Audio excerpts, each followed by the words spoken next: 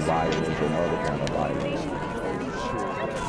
Get away! I could be at work, at school, in my car, I can still get shot by the police, but I can get shot anywhere. So it is what it is.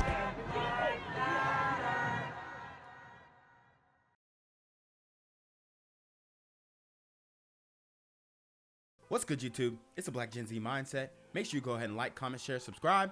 Let's get into the video. I'm going to step out of the way so you can see live pictures, and let's talk about what happened, because we just got a briefing about 10 minutes ago that we took live from Chief James White. He says that earlier in the evening there was a domestic dispute. A man and his partner, there was domestic dispute. He left, then he came back, then he banged in the door. Somehow then he leaves. He's driving, and police chief says that he then hits a taxi cab. A woman is inside. They believe that she was a passenger. Wow. So a domestic dispute turns into this guy fleeing the scene, going on a high-speed chase with police, and then smashing into a taxi and killing a woman. I mean,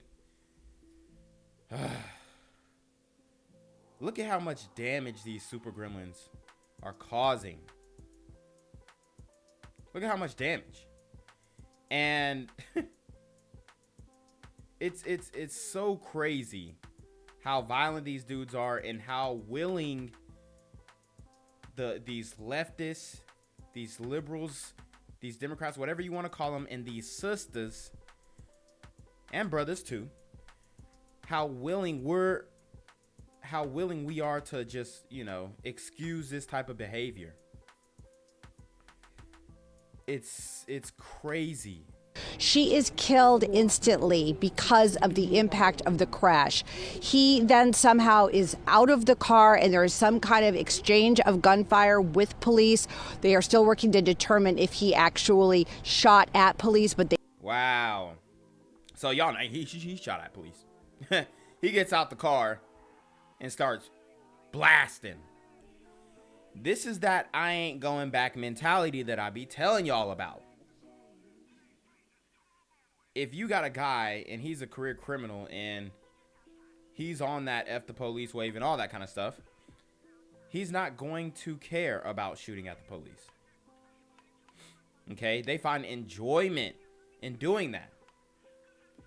And he already made his decision that he's not going back. So this was a full-blown Super Gremlin on demon time. They do know that they saw a weapon and that they did shoot him and that he is now deceased. So now you're looking at some video that we did take earlier today. And of course, right now I do want to set the scene and let you know this is at East Warren and Dickerson on the east side. And I do believe right now that we can go to some sound from the chief. Take a listen. Actually, I'm told that we don't have that yet. So again, just to recap right now, we do have two deceased people. One of them, an innocent victim who just happened to be in a taxi cab at the time of this, when this crash happened, the suspect driving his car. And then all of a sudden there is an exchange of gunfire. They believe, they do not know if he actually shot at police officers, but they do know that they saw a gun and that the suspect is now deceased. Again, a very, very fluid situation. Back live here, you can see a and we're lucky that this didn't pick up. This story didn't pick up. It died where this super gremlin died.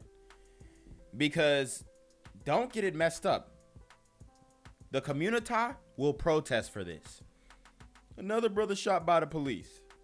The community will protest for this. Very active situation with many, many, many police cars here all along the scene. Also, part of the road is blocked off with many cars that are not marked, many detectives, many undercover police officers. So really a lot going on right now. So we are going to continue to stay out here. We're also talking to witnesses about what they saw and what they heard. And of course, just a horrible situation for that poor woman who was in that taxi cab. Of course, we're going to bring you new information as soon as we get it. Reporting live on Detroit's East Side, Camila Mary, Fox 2 News. I'm here on the corner of MLK and Frederick Douglass, where a shooting just took place.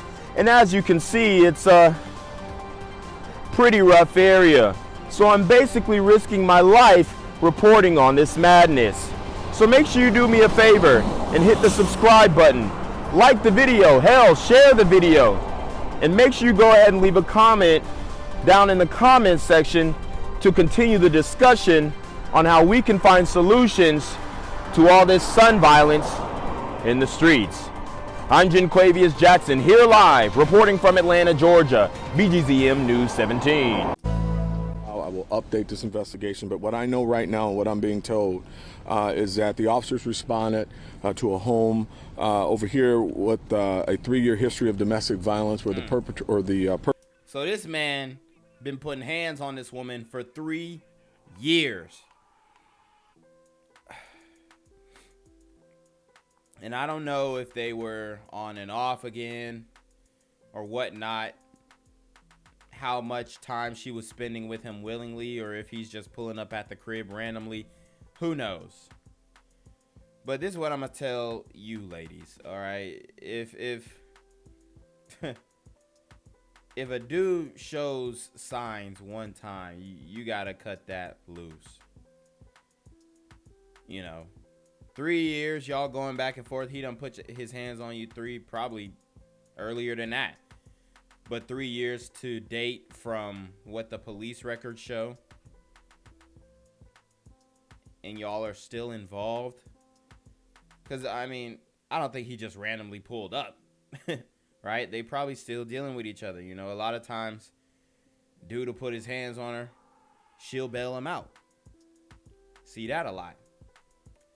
perpetrator had made threats against a female partner at the home.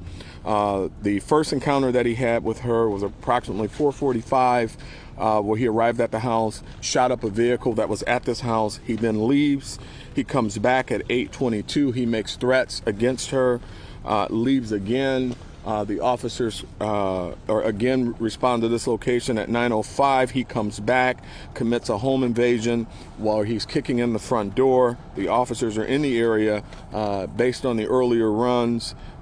They see him, he sees them, and he flees from the location. They engage him, pursue him.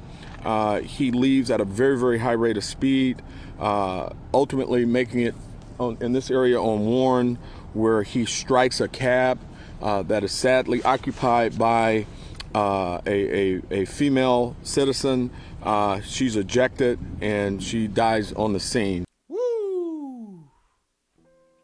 Women, children, doesn't matter. These super gremlins are on demon time. At some point, the officers and the suspect engage. Shots are fired by the officer, and he is fatally wounded on the scene. And that's what I have right now. This is fluid. We'll take just a few questions. Chief, I'm trying to understand. It doesn't seem like this pursuit lasted very long. Chief is a brother. Pay attention. Are we correct in that? I don't know. I'm looking at video. I'm pulling video assets. I just don't know. There's a whole lot I don't know right now. Do we know if the suspect fired at your officers? I don't know. Not right now. So your officer fired at the suspect, and he's. I know that our officer fired at the suspect. I don't know if the officer returned fire. I don't know right now. Did they recover a weapon? I don't know yet. And as of right now, no.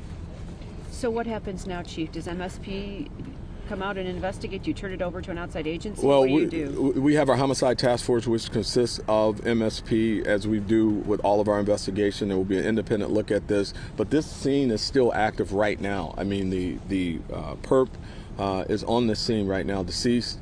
The scene is active. God dang. They ain't even cleaned his body up yet. I mean, we're going to be here most of the night piecing this together. You said the other woman, the woman who was killed, was in a cab? She was. Like a taxi cab? That's what I'm being told right now. Again, this just happened. I'm just getting the information. But my understanding is a victim was in a cab. The perpetrator's victim struck the cab as he was fleeing, and she succumbed to her injuries. Was she alone in that cab? Well, her and the driver of the cab, obviously. So the driver survived. He survived. Can you kind of give us a time frame too, like how far away is where the domestic happened to this? I mean, sheesh. Sheesh, man.